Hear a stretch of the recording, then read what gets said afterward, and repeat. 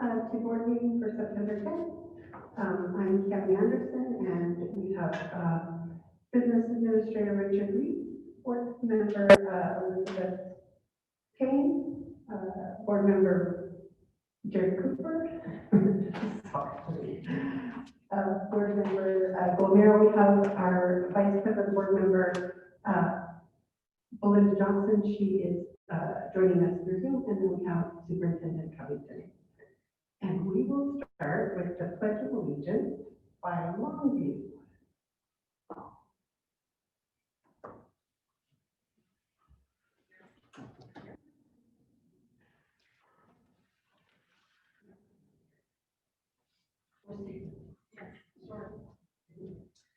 I pledge allegiance to the flag of the United States of America and to the republic for which it stands, one nation, under God, indivisible, with liberty and justice for all. Thank you.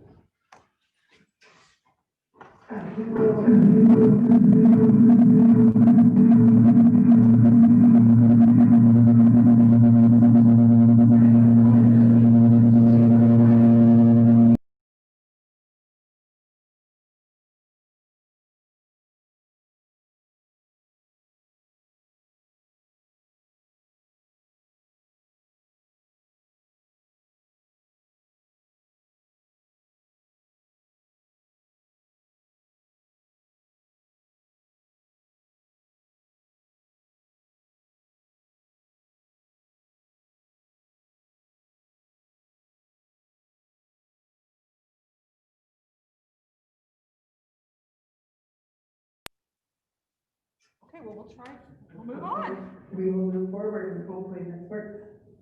I will take a motion. We're going to approve our consent agenda. So a motion to approve the consent agenda. I would move that we approve the consent. And a second?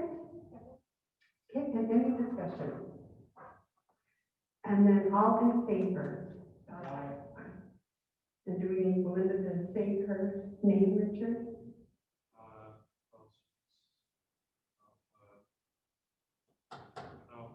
Okay, thank you. All right, we'll move on to our delegations, and we have first up is our PTA from Longview.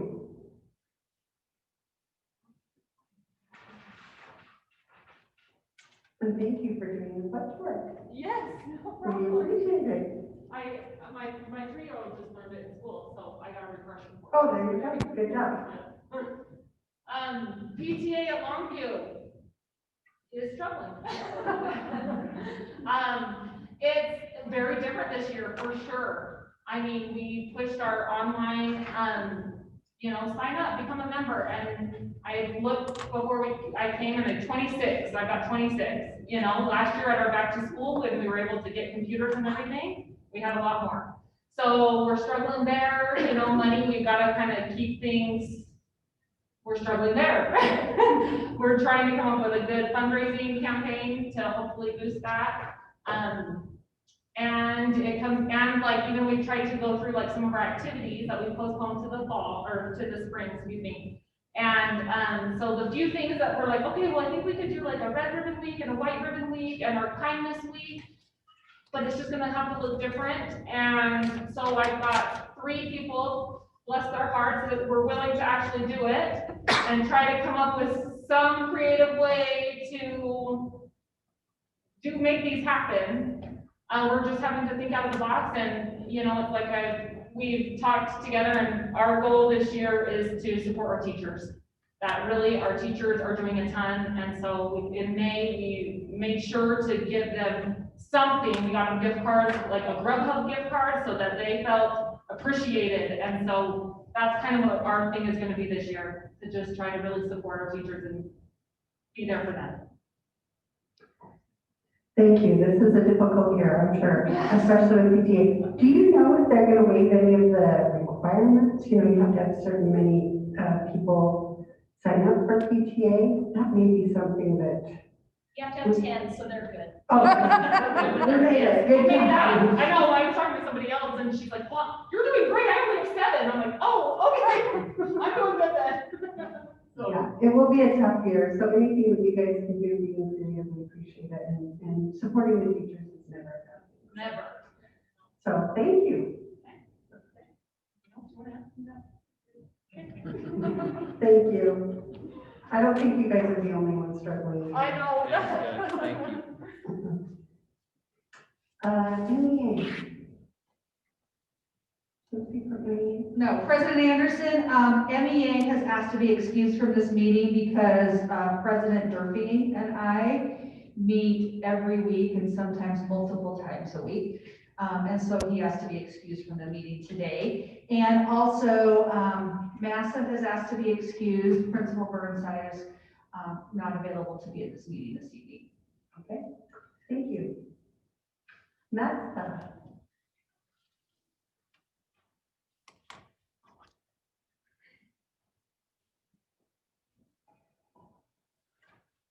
We'll come and thank you all for all the support that you give the classified, those of us who work behind the scenes to help keep those teachers successful in all that they do. And we appreciate all that you've done to help us work to be successful for them. And that's everything else. We all struggle. We're working hard, keeping schools clean, keeping the buses clean, keeping the kitchens going, the secretaries, all of our paras. So appreciate all your support that you give us as classified employees. Appreciate it. Thank you. thank you. And we know your classifieds are doing a ton extra as well, so we appreciate it. And if you can pass along our support, we appreciate all the extra work, and it's a ton, I'm sure. Foundation, Jeannie.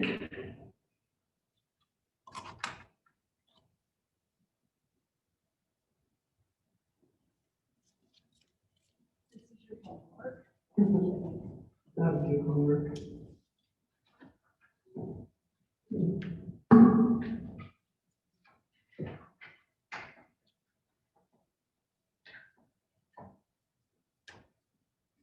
Okay, so we did have the golf tournament on August 28th.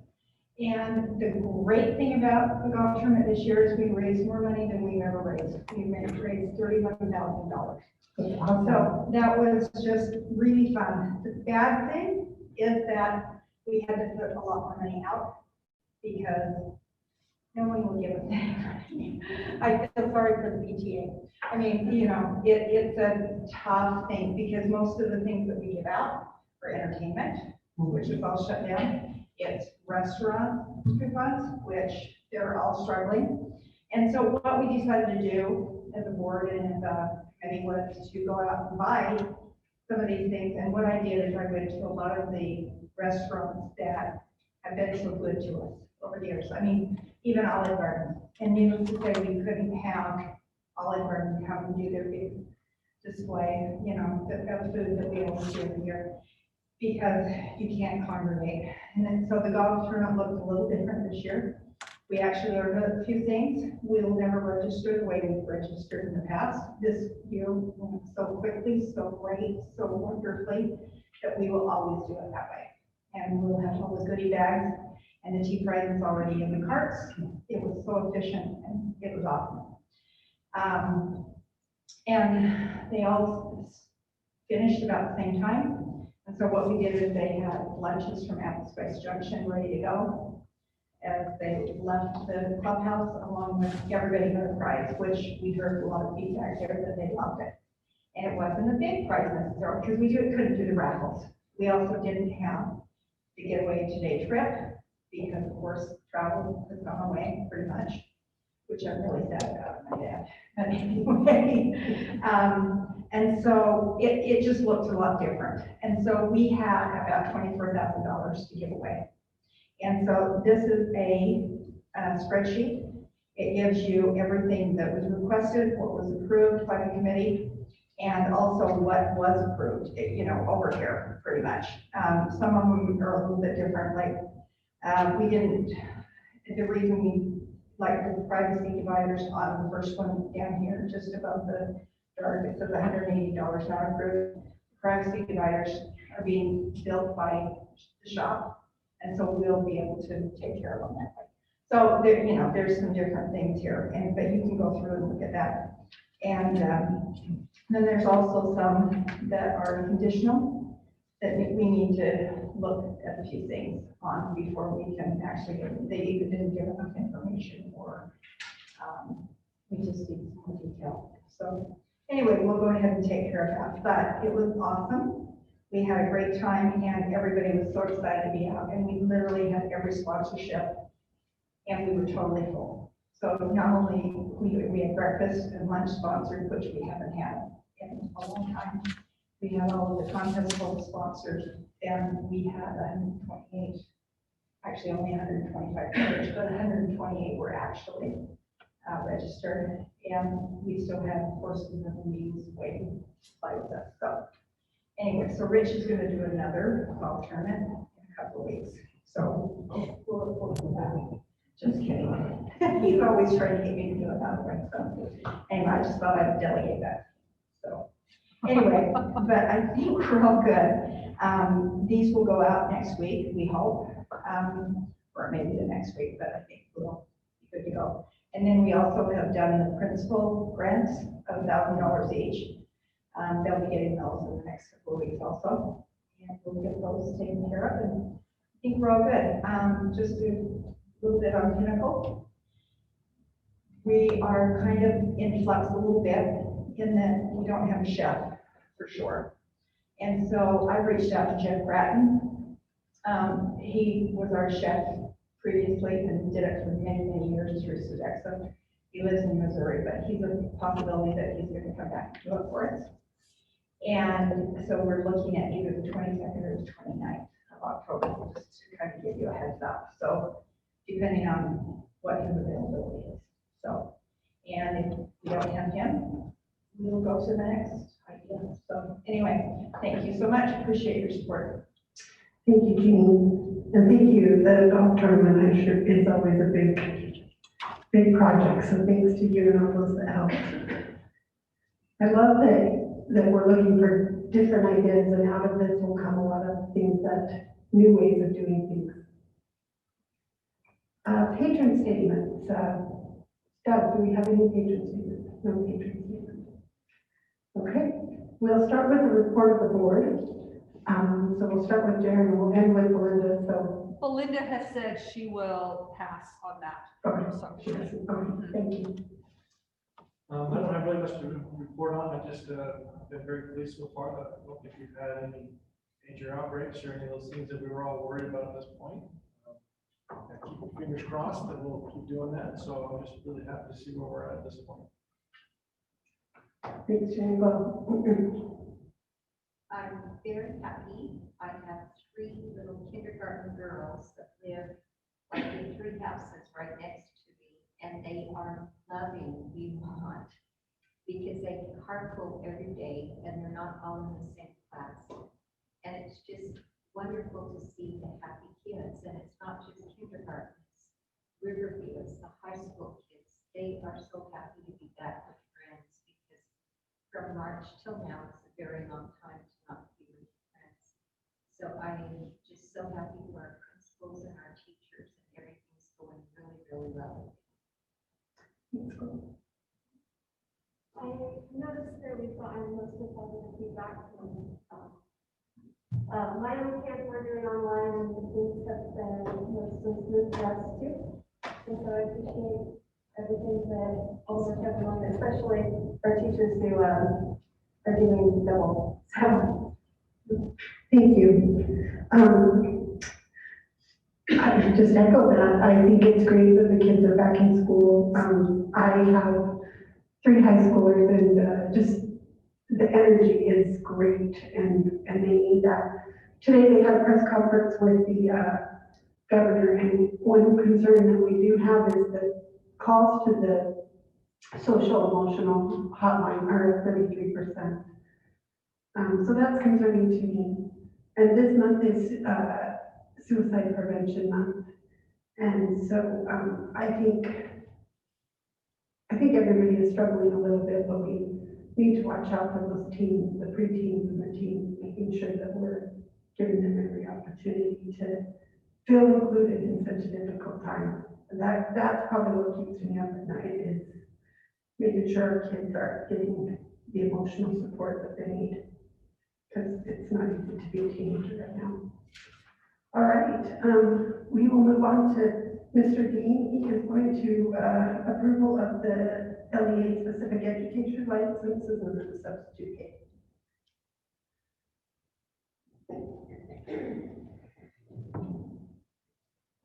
All right, we're gonna move right to substitute pay because the system from the Utah State Board of Education, where we check out who doesn't have their license, has been down the last 2 days, so we're not able to generate our list to bring to the board tonight. So my apologies. We're hoping to have that, but we need to look in our database to make sure we have an accurate list.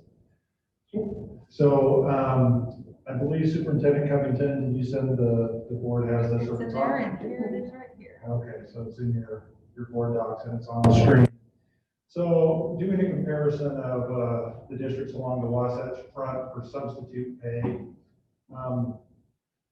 found out that we are lagging behind. It only seems like it was a short while ago when we upped our pay a little bit and we're ahead.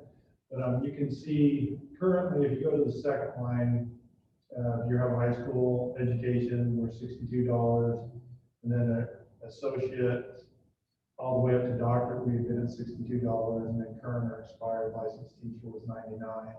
So that's our current pay. You can look down at the other districts, and this is just pulling off their websites what they're currently paying their substitutes. They're all starting at around 100, 90 to 100. That mid-range is just over 100. And then the upper end, you're getting around 100, 108 and on up. And so talked with the Superintendent Covington and looking at this, and a proposal we would have is that we look at increasing our substitute base so we can keep substitutes, because we actually share with several of the districts. Our substitutes take jobs in multiple districts here in the valley. We all use the same absence management system. So we have our high school at $100 if you have a high school education, anywhere from 60 credit hours up to a doctorate would be 105. That's what we've had. And so you can, some districts separate that out. A current, expired, or licensed teacher, 130. We didn't decide that we needed anything for a retired teacher because it would be current or expired. That would cover it. And then a para substitute is, a lot of times when we're unable to get a substitute, we rely on the para educators within our building. Sometimes they don't want to sub because their hourly rate actually pays them more than they would make as a substitute. So that 130 would be about $2 more than our most experienced para could make in a day. And so that would entice them to be a substitute instead of saying, well, I'm not going to sub, I'll just continue to do my reading aid job when we're in a bind. So, and then the other thing we're looking, we've never done long-term sub pay.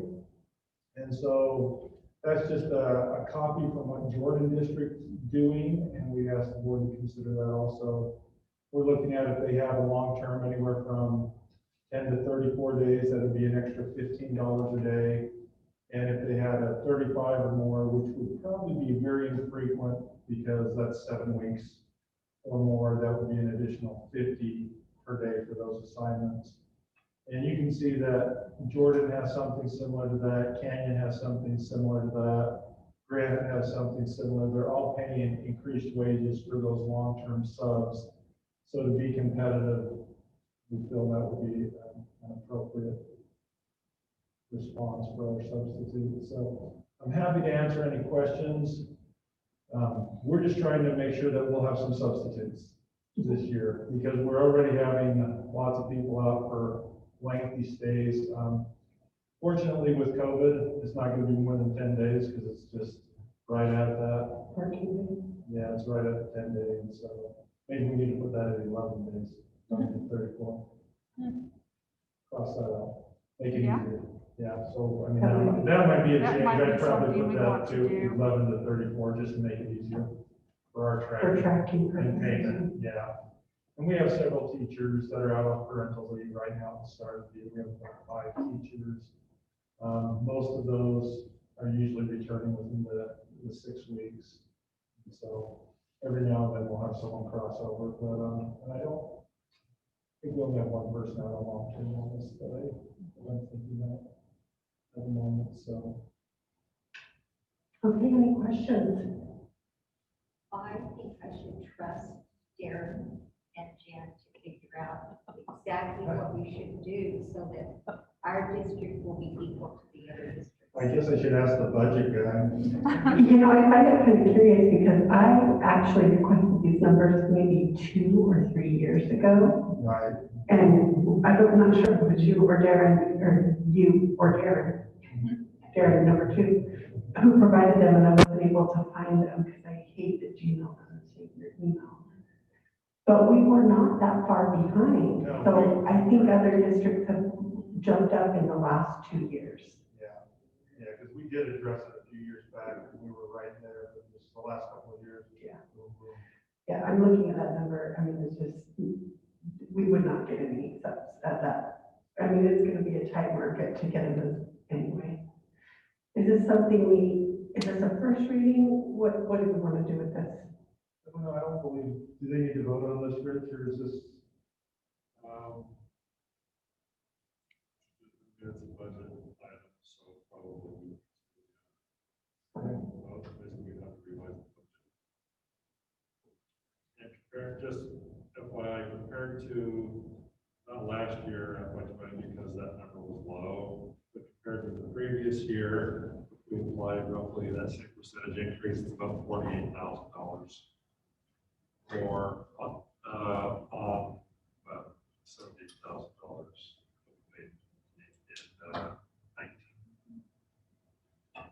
So, but it's 40,000 in the overall. Okay. Because Budget. of budget. And then does that take into account that there will be more subs this year, or is that just doing the percentage It's increase? based on the number 2 years ago, so yeah. We'll have more. So around 50,000. Give or take. No problem, I'll write you down for it. But that will be offset, as Derek That's on said. camera too, or that's Oh, recorded. excuse me, that was not, that's. It will be offset somewhat by the COVID leave, as far as that particular line. Okay, then I guess we will vote on this. Would you ask Belinda if she has any questions or comments before we move on? Did you have any concerns? Belinda, if you can hear us, if you want to, oh, you've unmuted, perfect. Yeah. I don't have any questions. I think it's good though that we are competitive so that we can keep our subs in the buildings as much as possible. So looks good. And I like the para because I'd rather have a para substitute in our building if possible because I'm familiar with our students and kids. So we want to encourage that and not make them take a pay cut to help out. Right. In doing the vote, we will want to specify that we want to change that 10 to 11, Okay. just so that that's reflected. Okay. So I'll take a motion to approve the substitute teacher pay with the amendment of the 10 to 11. I will make the motion to approve the substitute payment the amendment. And second, I'll second. and any discussion? Okay, all in favor? Belinda, I'm assuming is okay. She's on mute right now. I think that I can vote, but I'm wondering if it's just easier because you have a quorum just to vote there. Okay. All right. Okay. But I vote yes, so whichever's easier. Next time I'll bring those licenses. All right. The moment we've all been waiting for, since we saw it on the agenda, I was like, yes, I wait for this every year. Community council training. I know this is the highlight of your evening.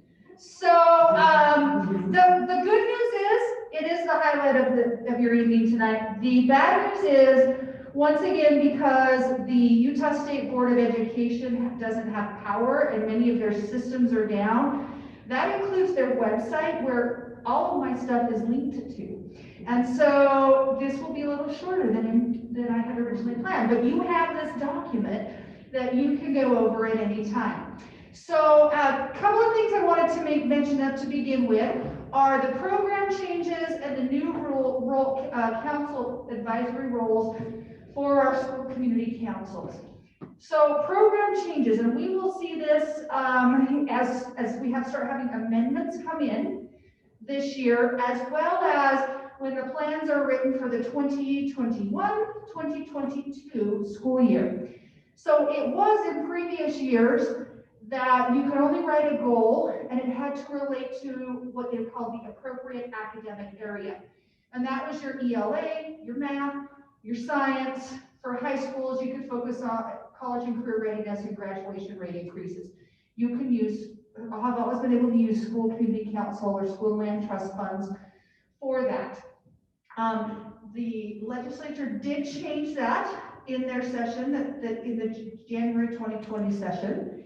And so we can now, or schools can now, if those needs are being met in the school, and that means that they might be being met by using TSSA or something that the district is promoting, if those are being addressed in the school, which that is a focus of all of our schools, then a community council can vote to use school land trust money for financial literacy, fine arts, health, ed tech, library, media, physical education, social studies, and world languages. So what that's done is broaden the scope of what they're considering appropriate academic areas. So again, we will see that when they prepare their plans for next school year. But I did reach out, I had some principals ask me, because there is carryover. If you remember, we're going to have some amendments because there were things they weren't able to do at the end of last school year. And they wanted to know if they could do some things in fine arts. And so I did reach out to the school land trust administrator, and she said, that is fine. If that amendment comes to the board, we can approve that because it's it's here. It has already been passed. It's already in code. The second program change is there will no longer be standalone behavioral goals. So it used to be you could do a behavior goal and then tie it to an academic area, but it was a standalone goal. They've kind of been phasing that out for the last few years. Now by statute, those are not allowed. All goals must be academic, and then they can have a behavior component to it, but you have to be able to measure that behavioral component with by setting the baseline and then an increase and when the increase will be completed. So again, that will really come into play in the spring when we're looking at the new plans. And then finally, the school land trust is going through some changes with regards to the way they're reporting financially, as well as with their website. And so the final reports for last school year are typically due October 20th. That has changed. Those final reports for last school year will now be due in January of 2021. So that's a change. And the reason for that change is after November 1st, they're going to take the website completely down. And for 2 months, they're going to work on it. They have an accounting system where Richard will not have to go in and enter all of the information from the school land trust. He'll pull it directly from our financial information. So those are the 3 program changes. Any questions on those?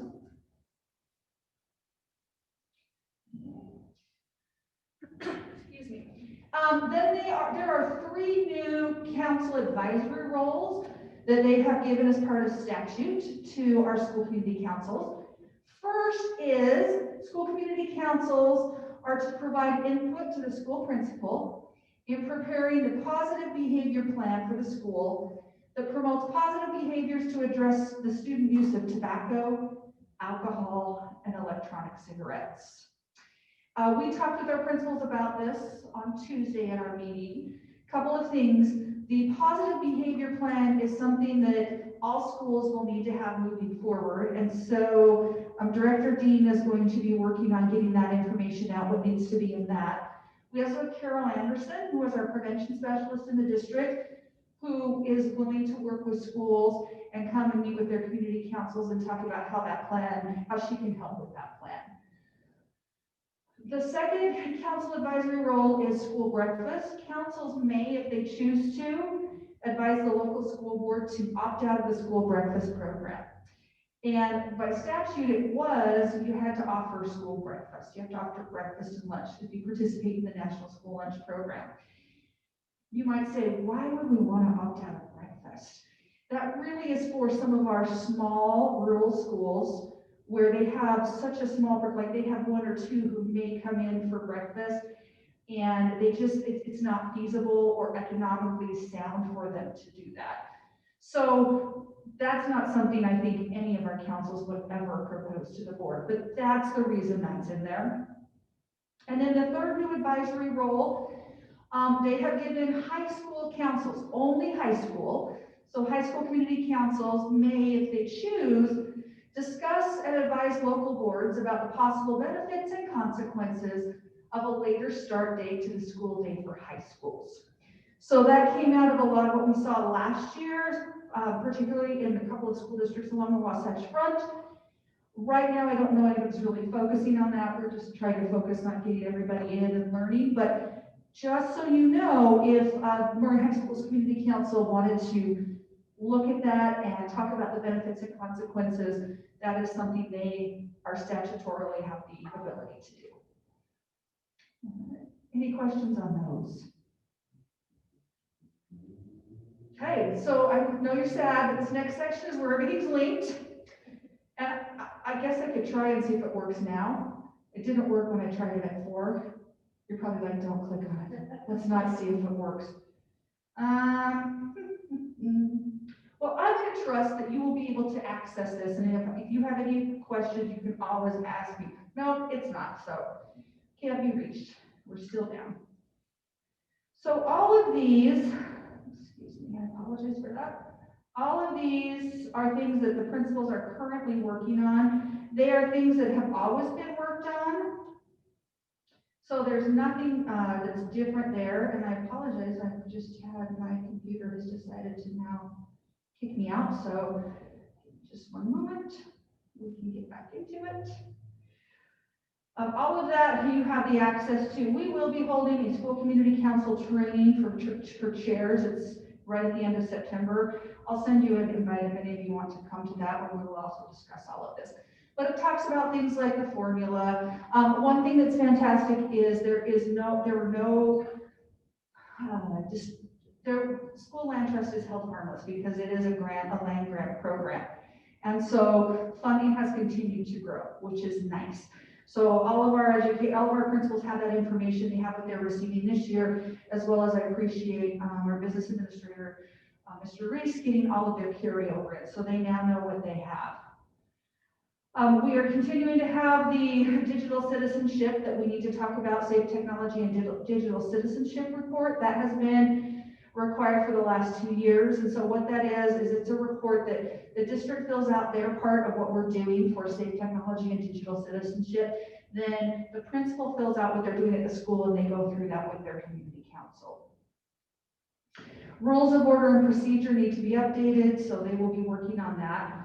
By October 20th, you will see all of that on their website, which is very nice. So by October 20th, we'll be able to go out and see all of that. There is also a letter from the School Land Trust Administration regarding changes to the program in the era of COVID.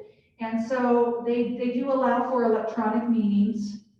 They do allow for electronic voting for community council elections. On the voting, just so you know, we do have a couple of schools who do need to have a vote because they have more interest than they have open seats for. So there will be an electronic option available there, but there will also be, if parents would like to come into the school, they can call and come into the school and do a ballot there, because we don't want anyone who may not have access to the technology or feel comfortable with it to not feel like they can be included in that. Council meeting agendas, again, talks about what they need to have. That's the open meeting laws. And then we've just asked them at their first meeting to review their rules of order and procedure. review and discuss the Safe School and Digital Citizenship, making sure they get the names and phone numbers so they can get those on their website, elect a chair. The community council roles and responsibilities video, we did watch that last year. It is not new. So they didn't make a new one for 2020. So if you want to watch that again, you can, but the website's down, so we can't link to it tonight. And then what needs to be on their website, I really do appreciate our school land trust administrators. They audit our websites. And the one thing I'm thankful for with our principals is they're really good. Sometimes I send a lot of emails to remind them, just because I know how busy they are, but they all get it done. And so we've been really fortunate. Karen Rupp is the person we work directly with in the school land trust office, and she is very complimentary of our principals of having what needs to be on the website there. So I appreciate that.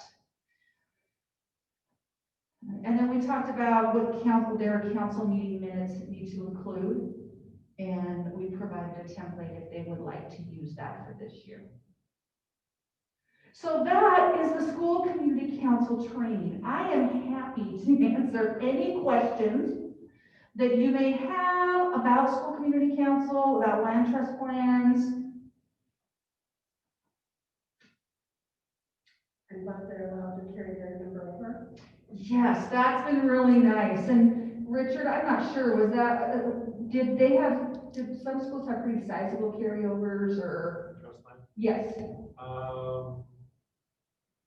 There was, more than last year, but Okay. that's to be expected. Right, and it is above the 10% threshold, which they can't go above. So again, I know right now our principals are just so busy, but they are aware that they can do amendments and they're looking at what their needs are. And so I would anticipate in our October board meeting, we'll probably have some amendments that will start coming forward. So they're amending last year? They're amending the current year's plan. Does that make sense? So they have more money. It's a little strange. So they can amend the current year's plan after they meet with their council. So let's say they had, and then they say, okay, well, we had only expended maybe in salaries, 17,000. Well, we had a carryover of 10,000. So we can actually have some more people in our building doing things. So we want to amend it from the 17,000 that we had, add 10,000 more that was our carryover. It's kind of messy because normally we're super strict on making sure they get everything spent down, but it's a great year to have extra carryover because there's a lot of different needs. And right now, principals are still kind of assessing what those needs are, how to best serve students. Okay, all right, and that's all I have on that. And then I will request that we go into a closed session, shouldn't be long, to discuss personnel and property. All right. I will pull the board. Jerry? Yes. Paul? Yes. Melissa? Yes. And Belinda? Then Yes. going to close session. Great, thank you. And I will just ask if Mr. Dean and Mr. Bushnell will stay, and everybody else can go. All right, thank you. Thank you. Wait a minute.